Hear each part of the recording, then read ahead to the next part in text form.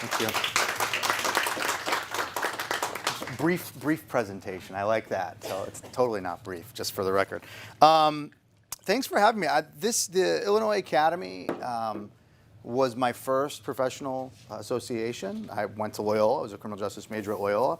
I'm Greek, if you haven't figured it out. A couple Greeks in the room, which means I'm loud, which means I'm going to talk a lot. I'm also grew up in Rogers Park, which makes me a Cubs fan and a Chicagoan. So I'm glad to be back here. And David Struckoff, past president from the Illinois Academy, was one of my longtime mentors. So I'm really pleased to be here. And also the Illinois Criminal Justice Information Authority I worked with Project Safe Neighborhoods, a bunch of different staff through the years. So, and I used the block data that was built here, so I'm very excited to kind of be back in Chicago. I'm going to start, someone will give me a sign to stop. I'm happy to take questions. I'm also happy to take questions if you have a clarifying comment throughout. You can save the polemic ones and the daggers for the end, but if something I say doesn't make sense, just let me know, and we'll take it from there. So let's start. We're in Chicago with the phrase we hear, oh, the clicker doesn't work. That's right, okay.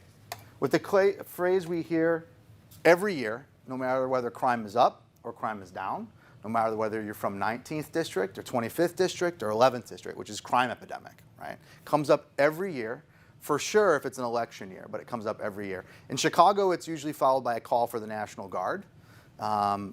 Seriously, if you look at when this phrase comes up, it usually happens about a month afterwards. And it usually also comes up in connection with a tragic shooting or event. And this is Janala Watkins from last year, around this time last year, as a matter of fact. She was a 6-month-old who was shot while her father was changing her diaper. Okay? And when this types of shootings happen, that's when the outcry happens. And then people like me get up and say, look, this is completely tragic, but it's totally not random. And in fact, we know a lot of things about these crime epidemics. We know they concentrate very specifically. They concentrate in certain populations. They concentrate in certain places. So when we look at these things, we come up with a list of risk factors. And these are the usual ones, right? Being poor, being young, being black, coming from a certain community, and you name it. And you can layer these risk factors on each other. And then when we look at these risk factors, we can actually see that violence is extremely concentrated. So I'm going to show you some figures from non-fatal shootings. So you got shot by someone else and lived from this time period in Chicago. And if we look at this sort of cut up by race, by age, and by gender, we see the magnitude of this concentration. And so some of you are familiar with these numbers.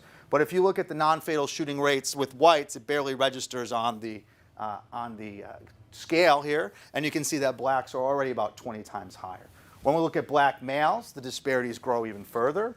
Young males, right, less than 18 years old, and already you can see the differences. But if you look at young black males between 18 and 34, you can see that their rate of actually being shot is about 900 to 950 times higher than white males of the same age range, right? So we know that certain people are more likely to be victims, or especially in the aggregate.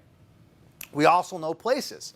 One of the last Cabrini buildings before it came down. What you can't see very well in this picture is that these two blurred figures behind are actually police officers, Chicago police officers. So certain places, and in Chicago we can name those neighborhoods, we can name those places, and of course every time you look at a crime map, no matter what the crime, they usually tend to concentrate like this, right? I always point out when I'm not in Chicago the airport, but that joke's not going to work in this audience because you all know that that's the airport. But what's interesting about a figure like this is no matter what other social indicator you put on there, they would layer. All these risk factors would layer on top of each other. You could put things like low birth weight. You could put rates of asthma. You could look at AIDS. You could look at dropouts. And they would all these risk factors sort of concentrate and layer on top of each other. So these high crime communities, there are a lot of different things about these communities that make them disadvantaged socially, economically. And they all kind of, please, have a seat.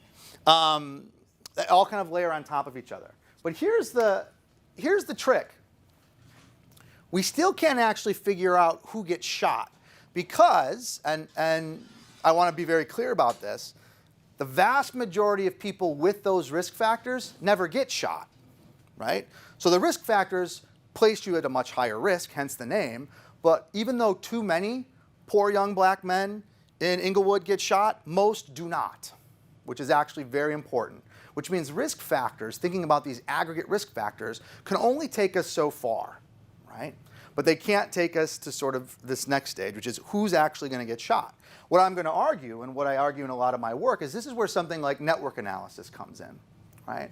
Understanding patterns of relationships. And let me be very clear. I'm not talking about social media. I'm not going to be looking at a Facebook network. I'm not going to be looking at Twitter patterns.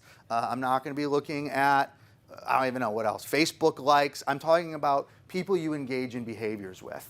And it means something very specifically. And network science, which is what this builds on, actually explains a whole lot of behaviors. It explains who you marry, who you vote for, who you buy, who you're friends with, who you're not friends with. It explains international relationships, the spreads of diseases, all sorts of things, fashion trends.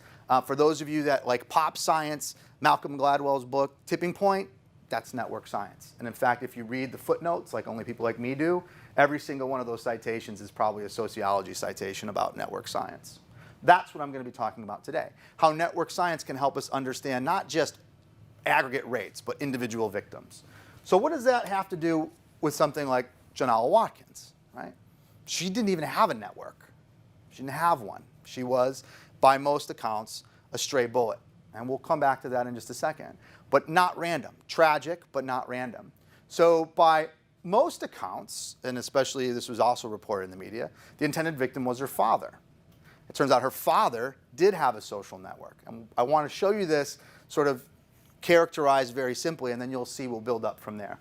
So the individual who got shot, sort of a network speak, was the 6-month-old. Okay? And she has a tie to her father. Whether her father, there's some police in the room, was an ex-gang member, a current gang member, I don't actually care about that right now. What I can tell you about her father was in the 3 years leading up to the shooting, he was arrested. Now the numbers aren't going to match, but I'll show you the real numbers in a second. He was arrested 28 times with 17 different people. Okay? He was arrested 28 times with 17 different people. So he had 17 identified co-offenders, people he did stuff with, risky stuff with, right? And I'll come back to this idea about what it means. Of those people he was arrested with, about 40% of them were also shot in the 3 years leading up to the incident, okay? So 40% of your friends are shot, and someone's coming at you, the people around you are going to be affected. Okay, I'll come back to how this works, but this is how diseases spread as well. So if this idea of a crime epidemic is real, we can start to think about how our relationships affect this. Now let me actually show you the real networks. This is sort of the characterized version. Here's her father's network. Here's her father in the middle. You can see his 17 associates, and you can see the ones that were shot. And these are just the people he knew immediately, the people he did stuff with, okay? If we go one handshake away, a friend of a friend, and a friend of a friend, by the way, is what we call a party, just in case people want, you know, the simplest version. Oh, Patrick, where are you going? Oh, I'm going to this party. You should come with. That's one handshake, and that happens constantly. You're going to have lunch? Oh, I don't know them. Don't worry, you'll like them. That's one handshake away. When you go from one handshake to two handshakes, the world of Janala Watkins looks like this, right? Where each one of these red dots is a victim, and if they're blue, they were an associate but not shot. And you can see immediately these things clump. Look in this little cluster up here. You see 3, 4 shootings. That's the principle I'm going to talk about today, how exposure to violence in your network affects whether or not you get shot. Okay? So what I'm going to do, can we build up? Sorry, I don't have the usual computer set up. I'll be right there. Can you build up from Janala Watkins and her father to, say, a whole community? I'll answer the question in a second. Or even a whole city, the entire city of East Palo Alto. Okay? There was a question? Just on the slide about his associates yeah. in the second degree. Yeah. Those people who had been arrested with other people? Yes. How you identified them? I'm going to talk about that, but that's exactly what that was. Correct. The only incidents of co-arrest, nothing more. This is the whole city of East Palo Alto, by the way. And the same principle. Each one of those dots is a person, and each one of the red dots is a victim. And you can already see how they kind of string together like Christmas lights throughout the whole city. So what I'm going to do is a couple of things. I want to talk about this idea just a little bit more. What it means to consider gun violence a real epidemic, not just a political talking point. What if it were a real epidemic? And what if we treated it like a real epidemic? I want to talk about the idea. I'm going to talk about the data, this gentleman's point. What are we looking at? What does it mean? What are these networks, right? And I want to talk a bit about exposure, right? an exposure in this epidemic sense, again, not in a cliche sense, but what does exposure mean and how can we measure it? And then if we have time, and I'm sure this will come up more in questions, both where the research is going, but how it's being applied in Chicago and elsewhere. Okay? So that's going to be the structure of the talk. Let's talk about the idea first. Is crime a disease? Crime is a disease and I'm the cure. That's from a Sylvester Stallone movie, Cobra, if anybody remembers that movie. I remember that movie. I don't know how I pulled that out just now as I'm standing up here talking, but it's totally from that movie, Cobra. If it's like a disease, what type of disease is it like? If I were an epidemiologist, I would need to know a bunch of different things about a disease. How does it spread? Is crime an airborne pathogen? Okay. Let's think about what this means. If crime is an airborne pathogen, it actually means transmission is really easy, right? That in fact, you would catch a bullet like you caught a cold. And that's what most of our models of crime and the spread of crime, the diffusion of crime are like. In fact, spatial regression models, for the academics that know about these things, spatial regression models are airborne pathogen models. You are in this neighborhood's next to this neighborhood, therefore your rates of crime are going to seep over the boundaries of your neighborhood and come into my neighborhood. You're exposed to a lot of violence. It's true, but as soon as when people start talking about it outside of the context of the space, crime rates don't move. People move, groups move, individuals move. So they're already starting to talk about networks. Can people catch a stray bullet? Absolutely. It happens. It happens more than it should. As we're going to see in a second, though, the lion's share are not those kind. Okay?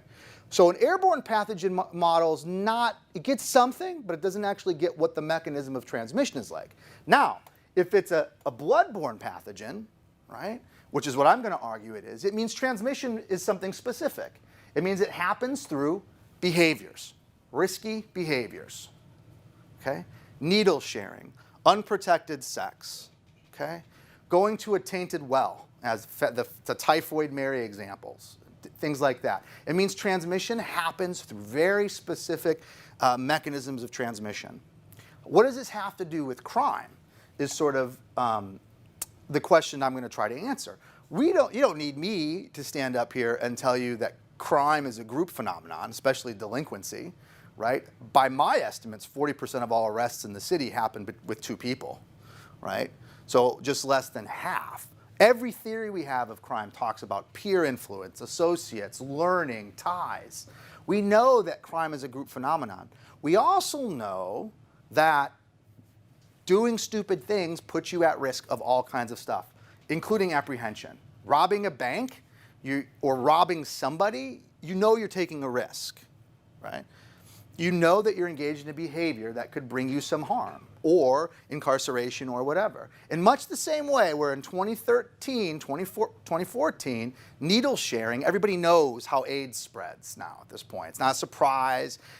We know that sharing needles is going to cause harm, right? Which is why when we talk about interventions, we talk about things that stop transmission, condoms, clean needles, and so on. The same we know from violence, especially among young men, which we're going to talk about, right? Doing things gets you caught up in certain types of crowds. It's not just folk wisdom, it actually pans out in reality, right? So if crime is a bloodborne pathogen, we can track the way it clusters, right? We can track the way it moves from one person to another. We can also track where it's not, right? Whole parts of a network where there are no shootings. And what's going to be interesting in almost all these cases, and this is East Palo Alto again, every one of those dots has the same set of risk factors. Right? They're all young black men with a criminal record. Most of them are gang members. And yet the majority of them even still are not victims. They clump together. That clumping is indicative of a bloodborne pathogen. Airborne pathogens don't work that way. Right? They cluster within entire classrooms. So those of you that have kids, like I do, one of whom's at home sick in Massachusetts right now, right? There's not enough Purell in the world that can stop classrooms' illnesses or bullets for that matter. All right? So there's some evidence that suggests it already works this way. But why gun violence, right? So one question I inevitably get is, will this work for robberies? Will this work? Maybe. But gun violence is particularly amenable to this type of model and thinking because of a lot of things we see in this picture. And let me go through a couple of them. Number one, again, something we know, especially from some of the data collected from the Illinois Criminal Justice Information Authority, victim and offender almost always know each other. Right? Good 2/3 of shootings and homicides, the victim and offender know each other. Stranger homicides and shootings happen, but not as often as people might think. So if you know somebody, there's already sort of the relationships built into the dynamic. That's the first thing.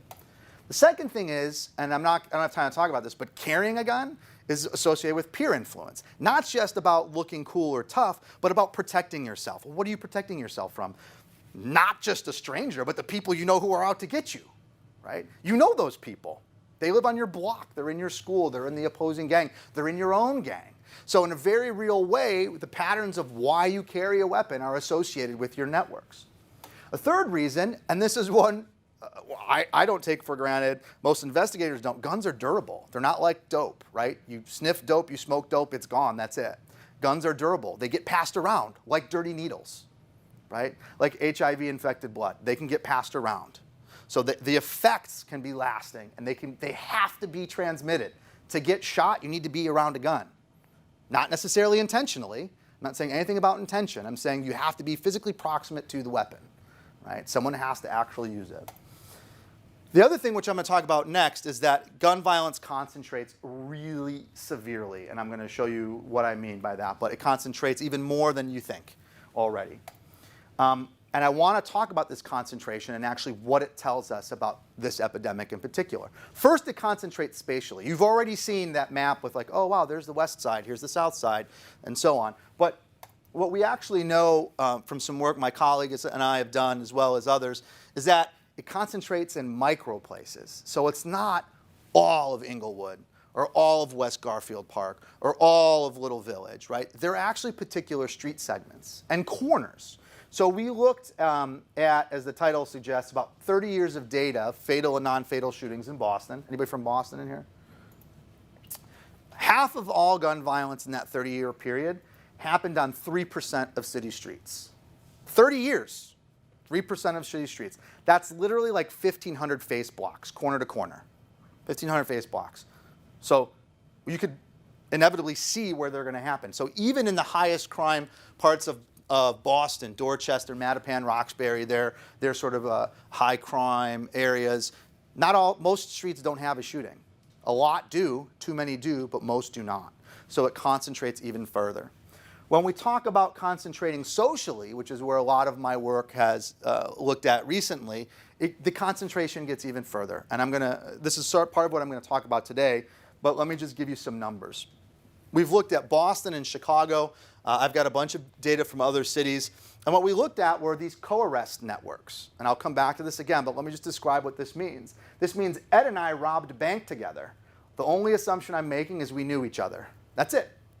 You don't rob a bank with a stranger. If you do, you're just a really bad criminal, right? But you know each other. But more specifically, you did something risky together, akin to sharing a needle, right? So I did these in two different locations. Actually, these were community studies. And in Boston, which this is the Upham's Corner area, we found a network of 763 individuals. There are 763 dots on that, right? They're all young black men. A third of them are members of the gangs. The red dots are the victims. But here's what we found. The network was about 6% of the population in that community, and it represented 85% of all gun injuries, excluding suicides. Anybody want to guess what the 15% were? Domestic. It's exactly what they were. And there were 2 stray bullet killings of a young kid, right? But domestic is a different type of network. They don't show up in these networks. But 85%, basically every street shooting was captured in these data. And again, you can see how they clump together and that there are parts where there are no. And they're uniform on basically every other risk factor. The study we did on the west side of Chicago, this is the 11th and parts of the 15th Police District. We found a network of about, I think, 1,500 people. And the red dots, again, are the victims. And you can actually see, again, they clump on the top, they clump here, they clump there. And we only looked at homicides in this case, and we saw the same very severe concentration. 4% of the population, 40% of the homicides, the gun-related homicides. Okay? Not as high as Boston, but still a lot more. When we get to shootings, which I'll talk about today, you get back up into 70, 75% again. So understanding that concentration does a lot, just helps narrow down already who's going to be more at risk. Okay? And if we were to look at, and this is in Chicago, these are the gun homicide rates, if we were going to look at that community I just showed you, 11 and 15. So during this time period, right, the average rate for the year was roughly 18 per 100,000. The homicide rate in the district was ridiculously high. National average is about 4 during this time period. So again, by all contexts, Chicago's high, West Garfield Park even way higher, right? So what if you're not in that network? What if you're Janala Watkins? What happens to your rate? So if you're not in one of those networks, your rate drops to the extremely low rate of 40 per 100,000, right? So not low at all, but not 55 per 100,000. If you're in a network, the opposite happens. Your rate is double the neighborhoods, right? And if you're in a network where there's an actual homicide victim, your rate skyrockets, right? And remember, this is 4% of the population. This is about 8 to 9% of the population. And then this gets to the other 95% of the population. So the rates are not the same, even within the West Side, as it were. And I'm going to do this again later. But you can see this pattern is holding up in city after city. Small places, small networks. How do we then sort of understand who's at the most immediate risk? And I'm assuming the time is right. So I'm going to try and zoom through some of the analysis because I've already kind of given things away and I want to leave time for questions. I'm going to replicate what I just did with those communities for the entire city of Chicago for non-fatal shootings. So you're going to go from one neighborhood that was basically all black to the whole city of Chicago and all the shootings that happened in a particular time period. This paper just came out about 2 weeks ago. I'm going to look at all the non-fatal shootings and I'm going to talk about this idea of exposure. I've already kind of discussed and talked around what these data are, but I'm going to use a couple of different things. I'm going to look at every arrest that happened in the city in this time period, 06 to 2012. That's just shy of 1 million incidents, individual incidents. There are 418,000 unique people that were arrested during this time period. And here's the thing I was telling you about. About 170,000 people were arrested with one other person during this time period, okay? So most people get arrested for the things you think of, drugs, DUIs. 170,000 people were arrested with someone else. And it's those 170,000 people that I'm going to be talking about today. I'm also going to look at all just shy of 11,000 shootings that happened during that time period. And of those shootings, 8,700 of the victims, I'm talking about victims, had at least one arrest during that same time period. Not ever, but during that same time period. So you're getting arrested and getting shot contemporaneously, roughly, if you count, the 5.5-year period as being a sort of contemporaneous period. So how do I make these networks? I've already discussed this. It's a really simple assumption. You get arrested, you have your own number, right? I've got my number, you've got your number, and we commit a crime together, and there's an event code. All I'm doing, all the network magic that happens behind the scenes, is saying every time we get arrested together, we actually have a tie. We know each other, but more specifically, we did something together at a point in time. All right? And what I do then is build up from those little twosies to get that big picture. And if you think about what that means, it's just like your sex network, right? I slept with this person at time 1, that person slept with somebody else at another time, and it strings together to make a bigger network. And that's how diseases spread, and that's going to be how I argue violence tends to concentrate. When I do that for the whole city, this is what you get. It's actually not a brain scan or MRI. You can't count them because they're too small, but there are 170,000 dots there, right? And in fact, it's about 6% of the population, 40% of the population that's been arrested, but 70% of all the shootings happen in these networks. So you capture, again, the lion's share of shootings. In this case, it's domestic, stray bullets, and unknowns, because these were more recent cases. They're still being investigated. But basically, you capture almost all of the street violence that's going on in Chicago during this time period. But wait. There's actually about 25,000 networks. There's not just one network. There's a lot of networks. But 90% happen in one network, right? So 90% of all the shootings that we do have information on happen in a single network, one network. This is actually a general phenomenon of network science. So it's not something huge, but the implications when you're talking about gunshot victims are quite distinct. So, not surprisingly, these are all young, mainly minority men. By police estimates, about 39% of the people in these networks are gang members. 63% are in one really big network. And on average, they're tied to about 4 other people. Now, when I say they're tied to 4 other people, that's very skewed. Most people have 1 tie or 2, and then some people, like Janelle Watkins' dad, have dozens. But most people don't have dozens. Most people have 1 or 2. Okay, who gets shot? I want to talk about this idea of exposure. It's actually a very simple idea.